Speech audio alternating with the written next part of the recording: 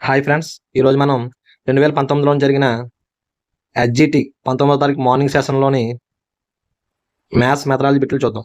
Mathematics అనే పదం కింది 2 పదాల నుండి ఉత్పన్నమైనది. ఇక్కడ ఏమడిగాడంటే మ్యాథమెటిక్స్ అనే పదం ఏ పదాల నుంచి ఉత్పన్నమైందని అడిగాడండి. ఇక్కడ ఆన్సర్ వచ్చి సి మరియు బి అవుతుందండి.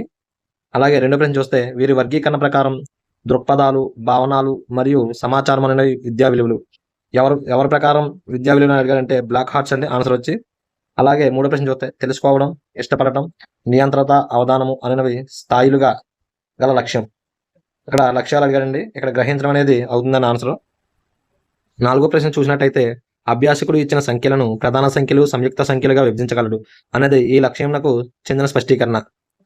ఇక్కడ స్పష్టీకరణ అడిగాడండి. ఇక్కడ స్పష్టీకరణ వచ్చేసి అవగాహన అవుతుందండి. అలాగే ఐదో ప్రశ్న చూస్తే వృత్త పరిధి =2πr అనే సూత్రాన్ని ధృవీకరించుటకు వేరు వ్యాసార్థాలు గల వేరు వృత్తాలను తీసుకొని బోధించు పద్ధతి అనేది ఏ పద్ధతిని అడిగాడండి. ఇక్కడ బోధనా పద్ధతులు అడిగాడండి. ఇక్కడ ఆన్సర్ వచ్చేసి 3 అవుతుందండి. ప్రయోగ పద్ధతి అవుతుందండి.